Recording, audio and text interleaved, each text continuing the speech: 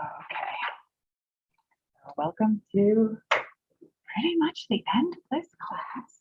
So today we're going to finish up with the GI system and get into our reproductive unit, which will be our last couple of lectures. So as we go through the slides today, you'll notice in some of them I've probably put, not what I meant to do. In the upper right corner, sometimes you're going to see the word skip. That means I've decided we're going to skip some of the content. So you feel free to cross those out as we go through it. But also, you'll probably notice when we do the practice tests that the material should be clear what we're covering and what we're not covering. So when we left off, we were talking about the ways that we regulate the secretion of different enzymes as well as some of the motility. We talked about our cephalic phase, our gastric phase, and our intestinal phase, sort of phases of gastrointestinal control. These are really just referring to where our impulses are coming from as we are regulating how much of the various enzymes we are secreting, and some stuff about the motility. So we talked about saliva secretion, and we're moving on to our acid and pepsinogen secretion. The basic takeaway for all of these is going to be that when you sense food coming through your system, you're going to start secreting the enzymes necessary for the digestion of that food. And that's going to get suppressed when you don't have signals telling you you're in the presence of food, things like you're not eating. And we know our parasympathetic nervous system is the rest and digest portion of the nervous system. So this is mostly going to be regulated by the parasympathetic nervous system. So we can look at a little map of what's going on with the stomach, and acid and pepsinogen secretion is kind of an example of this. So when we see, smell, or taste food, chew it, or we swallow it, that would increase parasympathetic activity. So our ultimate effect of that is going to be to increase the production of pepsinogen, which we're going to need for protein digestion, and acid, which we're going to need in order to activate pepsinogen and turn it into pepsin. That's going to be mediated by secretion of gastrin, which is going to help us kind of increase the secretion of the acid and the pepsinogen from those parietal and sheath cells in the gastric pits.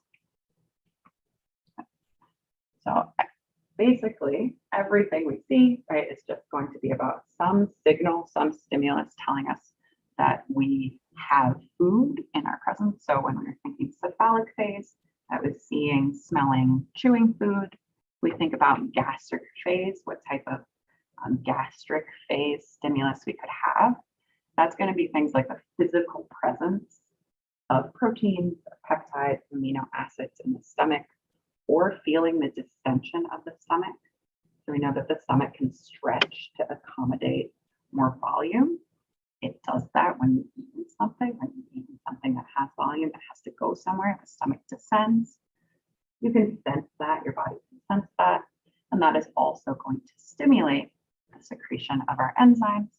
So that's going to stimulate gastric secretions, which are ultimately going to be triggering the release of gastrin, this hormone that's part of the pathway for acid and pepsinogen. So I find it's always easiest to come back to that really basic kind of overview.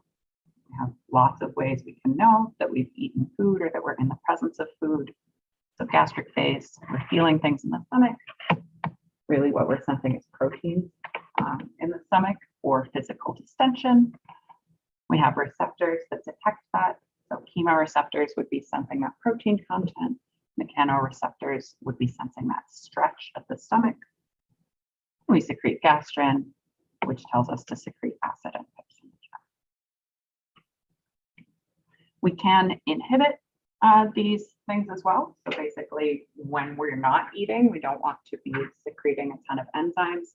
And especially, right, if you think about acidity, right, you don't want to be making a more and more acidic stomach if you don't have food in there to digest, right? That would be kind of painful. So we also have gastric phase inhibition of secretion of those enzymes, and especially acid. So as the food exits through the pylorus, we notice that the acidity starts to rise in the stomach. And so that creates this negative feedback loop where that acidity tells us to stop making gastrin. So we stop making so much acid, stop making pepsinogen. The intestinal phase inhibition is also important. So in the duodenum, the next place your food is going after the stomach, you can also sense that there is food in the duodenum. So once the food is in the duodenum, that means you don't need to digest it in your stomach anymore because it's moved on. So as the food enters the duodenum, we see increases in osmolarity, increases in fat and acid, and increased distension in the duodenum, because that's where the food is now.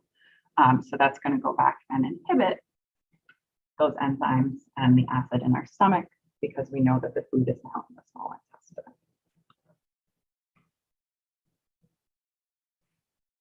We also have control over our pancreatic juice coming from our pancreas, and bile coming from the liver and gallbladder. So we have our acinar cells, those sort of blind ends in the glandular tissue of the pancreas. So we're going to be giving off some of our primary secretions. And that's where our water, electrolytes, digestive enzymes are really mixing together, creating that pancreatic juice, and then merging with fluids that we have coming out of the duct cells. So actually lining the pancreatic duct. That's where most of the volume of the pancreatic juice is coming from. And that's also where the bicarbonate is coming from. So it's just kind of a different way of phrasing some of the things that we have already looked at about the pancreas. Okay. And this is a slide that says skip. These are a lot of details about exactly how the pancreas is secreting those enzymes. But I just want you to know the very basic sort of stimulus for these two molecules that are going to control the pancreatic juices. So CCK is one of them, secretin is the other one. And together they control the contents of the pancreatic juice, the levels of the enzymes, the levels of bicarbonate. Okay. So CCK is responsive to fat and amino acids in the duodenum. That's going to have more to do with the enzymes. And then secretin is sensitive to the acidity. So that's going to be more involved with the control of the amount of bicarbonate. Right? Because bicarbonate is for buffering acidity. I'm going to try to keep to the sort of high level. So hopefully these are at a level that maybe you'll be able to remember them when you need them in the future. So we don't need to know the exact feedback loops for this, but if you are curious, we do have them mapped out.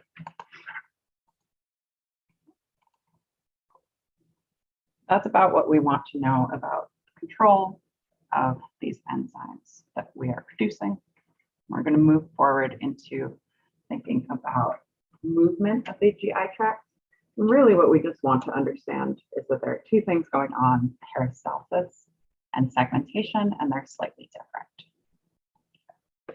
So when we say motility or GI motility, we're talking about the fact that the walls of the GI tract move.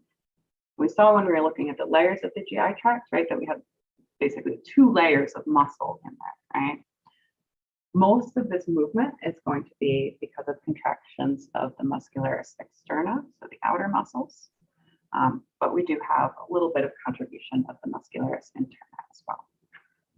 The overall thing that's happening is we want to mix together all the contents of our GI tract, right? We want to mix together the enzymes we're secreting in the food so they can break down all those molecules. We want to make sure that the food touches the walls of the GI tract so that we can absorb nutrients. And we want to propel the contents forward because we do eventually want to defecate. We do eventually want to excrete the waste products. We want to be done digesting at some point. So when we talk about peristalsis and segmentation, peristalsis propels, right? P and P, that propels the contents forward. So when we talk about peristalsis, what we're talking about basically kind of like a progressive squeezing, kind of like a tube of toothpaste. Okay, so that's movement forward, kind of like a wave of contraction. So the muscularis mucosae, that's smooth muscle. So the way that this is happening is that we have an electrical rhythm in smooth muscle, right? Kind of has its own pace. So this is happening without much external control necessary. Segmentation, when we say segmentation, so usually when you see this word, you think about segments, right? You think about different little chunks, and that's true. What's happening in the different little chunks, right? Like maybe you saw the little haustra in the colon when you were in the anatomy lab, right? The little sort of bubbles, the little swellings. We're thinking about segmentation. We're thinking about is that the contents are getting kind of mixed around in different segments of the GI tract. Okay.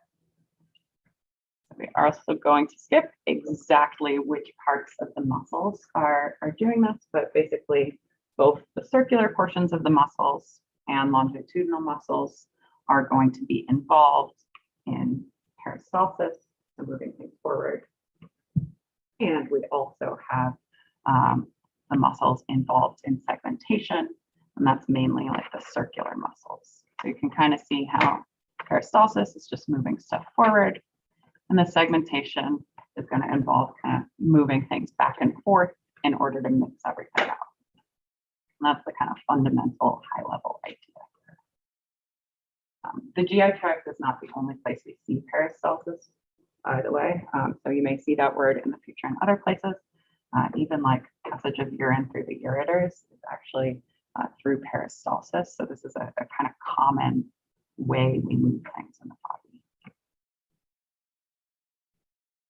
So next we're going to move into our reproductive system. And because I always feel a little awkward about what words I'm using, I'm just going to put like a disclaimer at the top here that reproductive stuff is super complex, and I'm aware that it's kind of a hot button political issue sometimes. I try to leave like politics at the door, and maybe I should or shouldn't do that as a teacher. But I just want to be clear that what we're talking about here is basically just anatomical sex. We're just talking about organs that are present. This is an average. This is what's true in the majority of people. There's so much variation in the world. I'm sure you've seen in lab how we have variation in like where arteries branch. We have variation in where muscles are, how big muscles are. Like the rest of anatomy, we see a lot of variation in the reproductive system and in sex and gender and identity. It shouldn't be a surprise, but we do not have enough time to go into all those details in like the next 2 days. So if I say anything that makes you uncomfortable or that I'm using the wrong terminology, let me know. I'm trying to be compassionate to all of you. I think that's really all we want to do in the world, right? Be nice to each other. So that's my little disclaimer to you. You probably heard something similar from Lindsay. I think a lot of people feel awkward teaching stuff like this. But if you guys don't feel awkward, that's awesome. And I hope that you don't. I hope that you don't feel awkward, especially since a lot of you are going into healthcare. And your patients will be concerned about a lot of these things, right? Reproductive healthcare is really important to people's quality of life. So when we're talking about the reproductive system, we're talking about all of the organs that are involved in mating. We're talking about what's involved in gametogenesis, so the production of gametes, anything that's involved in producing offspring. So when we get to the female reproductive system, we'll also be talking about pregnancy. But we're going to start with typical male anatomy. A couple more pieces of terminology. When we use the word gonads, what we're talking about are the testes in males and the ovaries in females.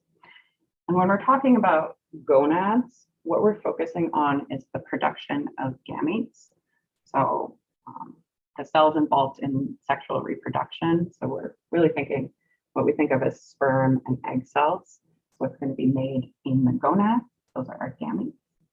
We're also thinking about the secretion of sex hormones, so our androgens and estrogens, which are going to control a number of things in our body. We'll separately from the gonads, there are a lot of accessory reproductive organs.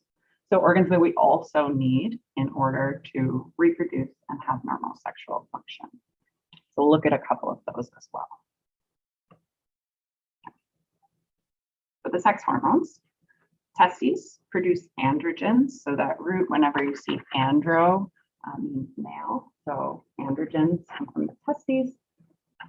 The ovary produce estrogen and progesterone. But it's actually true that everybody has kind of both of these, both androgens and estrogens and progesterone. In females, the androgens are coming from like the adrenal cortex. So these hormones are produced in other parts of the body as well. It's just about the levels. They're produced in much higher levels in the testes and the ovaries. When we think about accessory reproductive organs, we're largely going to be thinking about things that transport the gametes. So sperm have to move, the egg cells are going to have to move as well.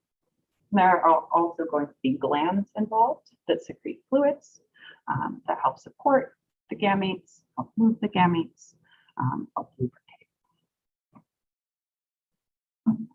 When we use the word copulation, what we're referring to is sperm deposition, right, and potential fertilization of an ovum, that's an egg cell.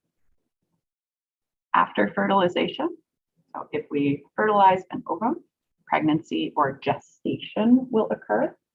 There is a difference between the words embryo and the words fetus. We typically refer to it as an embryo for the first 2 months and then a fetus after that. So when we use those words, there's like a time demarcation. The technical term for birth is parturition. The first time I heard it, I didn't even realize there was an R in the middle there, but that happens typically at about 9 months.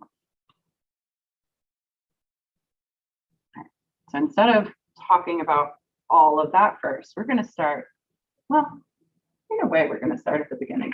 We're thinking about the very beginning. We're thinking about during embryonic and fetal development, and we're going to start by thinking about how does a typically male or typically female reproductive system develop. So this is dependent on the chromosomes you have. So we have sex-determining chromosomes, and really what we are looking for, or what is controlling whether you have typically male or typically female anatomy, is the Y chromosome, so its presence or absence. There's a gene called the SRY gene on the Y chromosome, which is just for sex-determining region of the Y chromosome. And if it's present, you're going to develop testes. If it's not present, you're going to develop ovaries. So this is because the SRY gene, it doesn't directly make testes on its own. What it does is it codes for something called testis determining factor.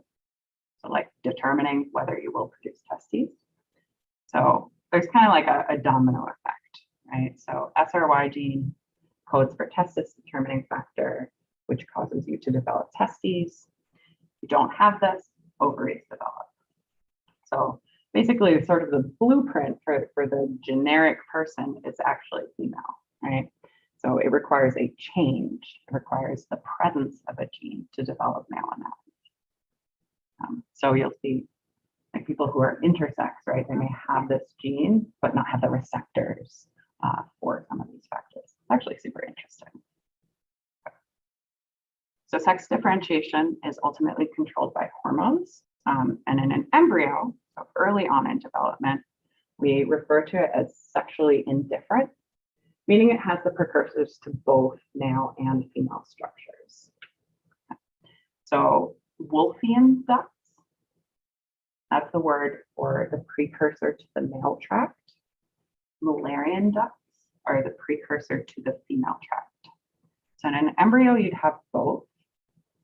And to end up with either male or female reproductive anatomy, one of those two is going to die off.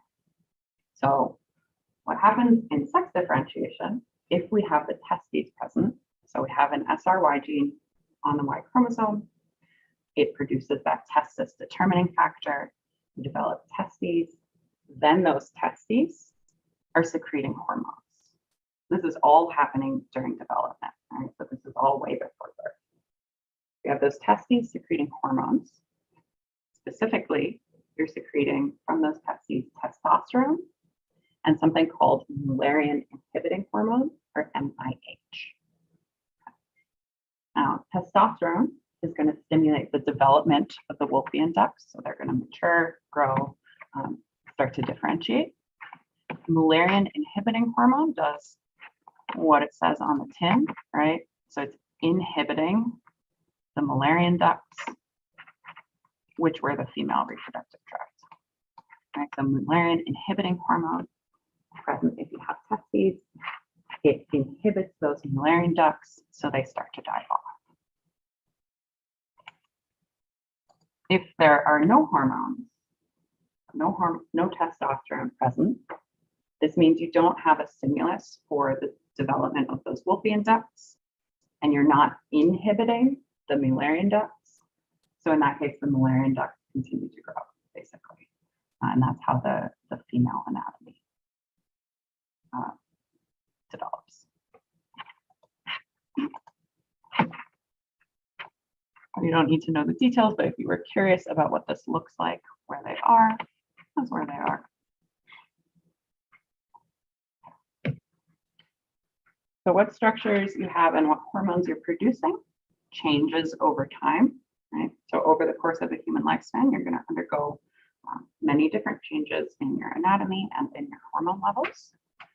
So first thing that's going to be really important over human lifespan is puberty. Usually starts around 10 to 14 years old.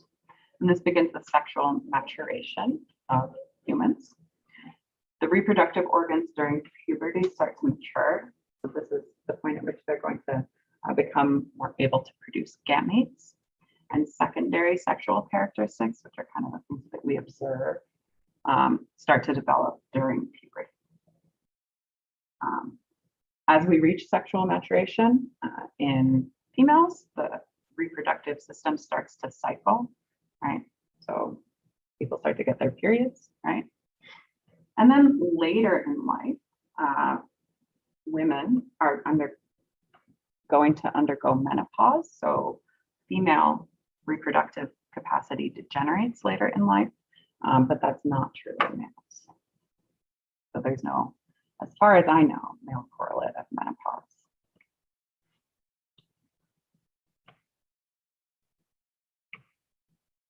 This is just a reminder picture of what the male reproductive tract looks like. I think you've seen this in lab. And so what we're going to focus on here in lecture is the function and the physiology of these different components. So the testes are the male gonads. They've developed because we have that SRY gene producing the testis determining factor, which produces testes. So within them, they have like 250 to 300 compartments, so lots and lots of little compartments that we've zoomed in on. Within those, we have the seminiferous tubules. So the seminiferous tubules are where we are going to have the production of sperm cells, so our gametes. And we're going to have two types of sort of supportive cells here in the testes. So we're going to have Leydig cells, which are a type of interstitial cell. So we can see those here in purple. Those are our Leydig cells. In yellow, we see the seminiferous tubule itself. So tubule, which means it has a lumen, right? It has a center hollow part. And we see the Leydig cells, or sorry, we see the Sertoli cells surrounding that lumen. So the Leydig cells are the ones that are secreting testosterone, so like important for development of male reproductive anatomy, as well as sexual function during life. Sertoli cells are specifically for supporting sperm development. So those Sertoli cells are actually a sort of modified epithelial cell, right? Epithelial cells are the cells that line cavities and line the outside of your body. Sertoli cells are lining that lumen of the seminiferous tubules, which is why they're epithelial cells.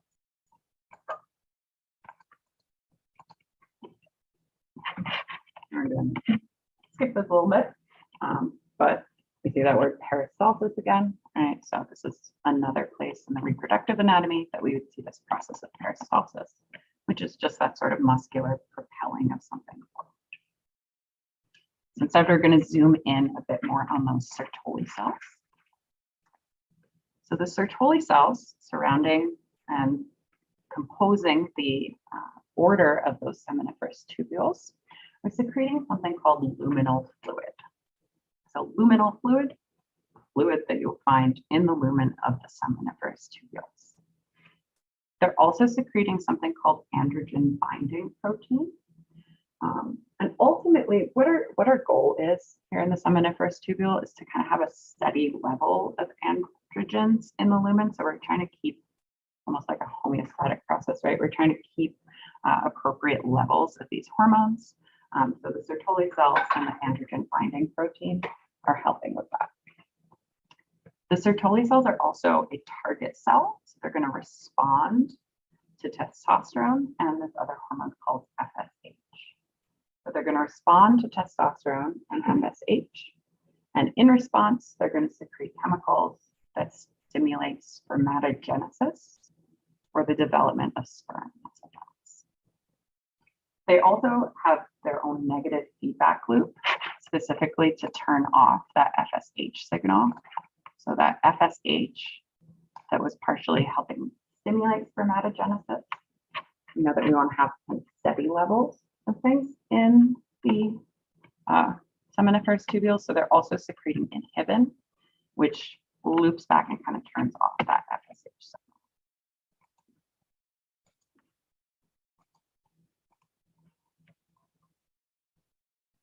So moving forward, the external genitalia of the male reproductive tract, the penis, the male copulatory organ, it's responsible for sperm deposition, so delivering sperm. At rest, the penis is flaccid, although in anatomical position, it is erect. I don't know if they draw that in your books, but it's true. During sexual arousal, the penis undergoes erection, which is due to blood flow. So blood is flowing to the penis and it's swelling, partially because that blood can't flow back out into the venous system during sexual arousal.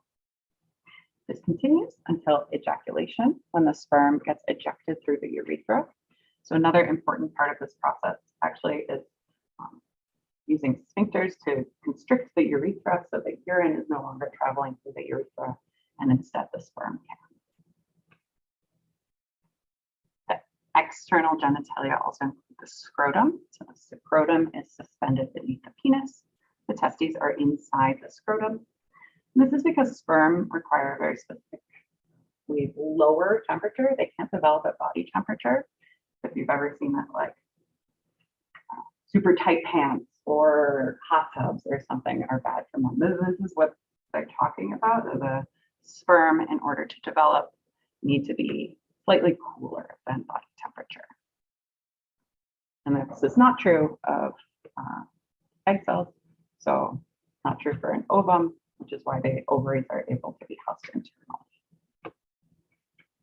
So know this for lab, but this is just the pathway that those sperm cells are eventually going to take. We're focusing in on the fact that we're making them in the seminiferous tubules.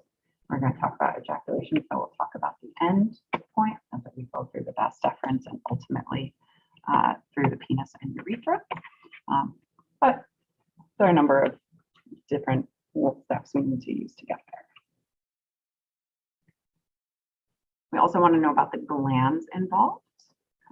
So we have some accessory glands that are necessary. One of those is the seminal vesicles. So the seminal vesicles are a gland that secretes alkalines, a slightly basic fluid. And it has fructose, enzymes, and prostaglandins in it. So they're kind of feeding almost the sperm as they travel past these seminal vesicles. The prostate is secreting a molecule called citrate, as well as some enzymes. The bulbourethral glands are secreting basically mucus and fluid, right? So the there's something for these components to travel in.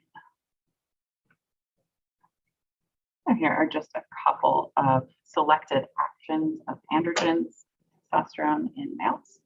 So they're helping stimulate spermatogenesis. They're promoting the development of secondary sex characteristics during puberty. They increase sex drive. They promote protein synthesis and skeletal muscle. So that's why men can put on muscle a little easier, so higher levels of testosterone. They also stimulate growth hormone and promote the development in embryonic life of male reproductive structures. So next we're going to talk about sperm development a little bit. So we're going to look first at a fully mature sperm. So when we look at sperm, we can divide them into three pieces: the head, the midpiece, and the tail.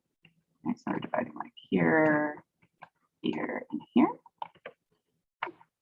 Focusing on the head, this is what's going to actually be carrying the genetic material for this gamete. So the chromosomes are going to be here in the nucleus, right, like they would be in any other cell. But we know that they're, well, hopefully you know from your prerequisite courses that these cells are haploid. We only have half the genetic material. We also have this structure on the front that you probably haven't thought about before, something called the acrosome. So the acrosome contains enzymes. They're necessary for fertilization and kind of breaking down the walls of an egg cell.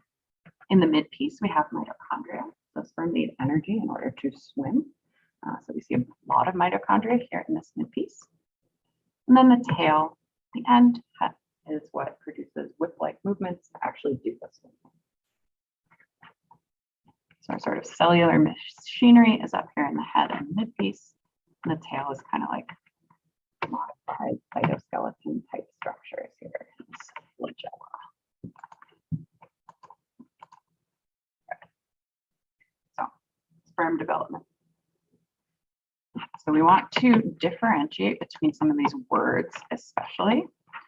So when we talk about the cells that are diploid, that we start with, that are eventually going to help us develop our ultimate haploid gametes, we call them spermatogonia.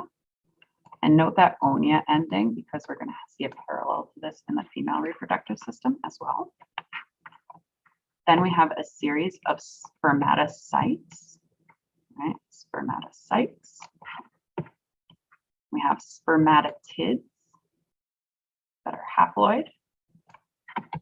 And then spermatozoa are what we typically call sperm. The spermatozoa are the ones that have that head, midpiece, and tail. All right, so first we're going to develop those haploid genetics through 2 rounds of meiosis, aka normal meiosis, like you would have learned in your earlier biology classes. So you would have first gone through mitosis, multiplication of the spermatogonia, and then as we start to go through meiosis, we have our primary spermatocytes go through meiosis 1, and we have our secondary spermatocytes go through meiosis 2, and we have our haploid spermatids, our gametes, and then we're developing that full structure of the sperm that's going to allow motility, that's going to allow movement.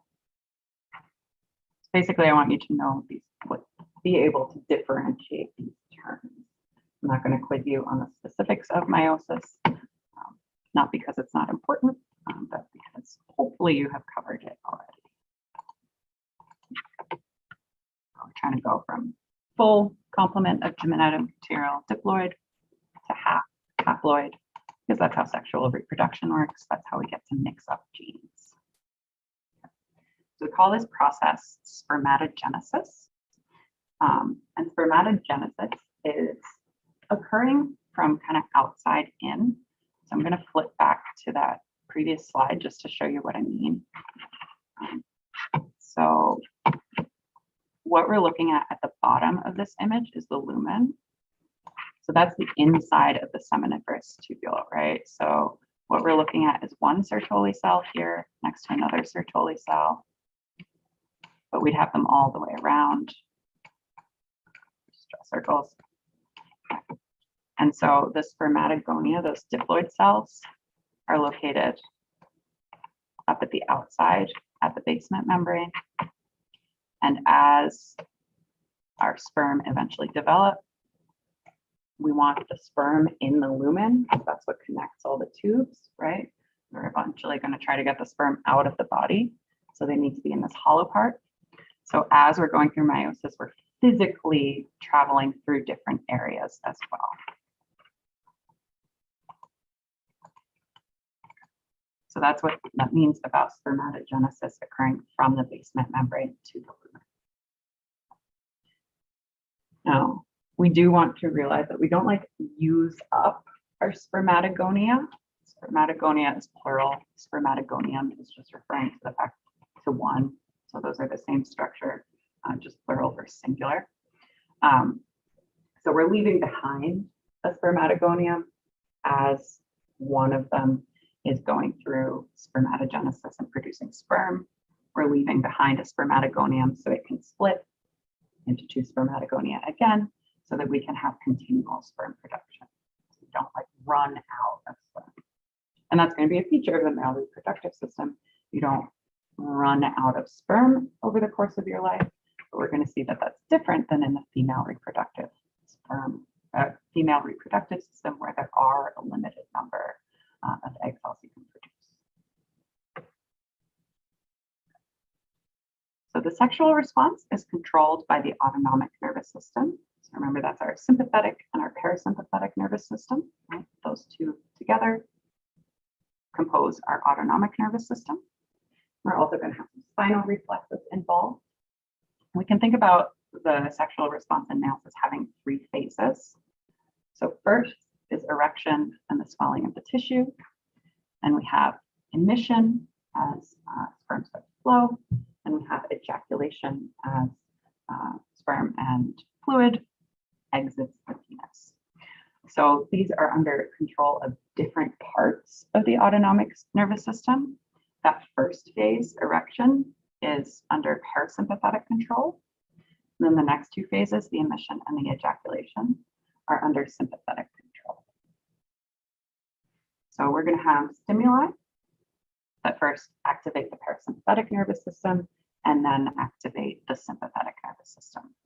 So these are going to be mechanoreceptors, so touch receptors in the penis and other erogenous zones, so to stimulate arousal.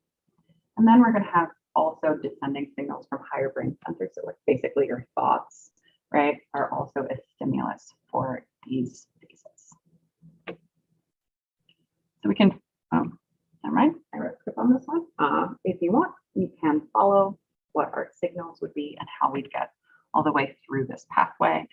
Maybe I will describe it even though I risk it. So we have mechanical stimulation and descending pathway from the brain, aka thoughts.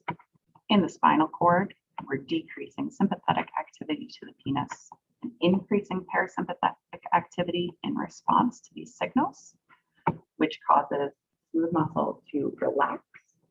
We know that the blood vessels, right, their walls are made of smooth muscle. If they relax, they're going to dilate, right, which now lowers resistance. So we're going to have more blood flow. And it's kind of a callback to our cardiovascular system. So that increases our blood flow, which is increasing blood volume and blood pressure. And that buildup of blood is what causes the erection. And at the same time, the veins are getting compressed by that swelling of tissue, which is stopping the outflow of blood, which is continuing that process. Right? So lots of blood is going in, blood is not coming out. So as these stimuli continue, we move from erection to emission, and this is where we see a switch from parasympathetic to sympathetic control. So this is when we start to see structures in the male reproductive tract contracting. So this would be like when that peristalsis is happening. So the epididymis is going to contract, the vas deferens is going to contract, the ejaculatory duct is going to contract. So basically in sequence, right? Secretions from the seminal vesicles in the prostate are going to increase at this point, right? So we're mixing together those enzymes, basically fluids, along with the sperm that are coming up from the testes. And the overall result is that semen, which is sperm plus fluid, and that fluid contains the enzymes, are going to move into the urethra. Finally, we have ejaculation. So this is a response to mechanical stimulation, continuing to ejaculation. So this is staying a sympathetic response. So the only part that was parasympathetic was that first part, the erection. Emission and ejaculation are both sympathetic activity.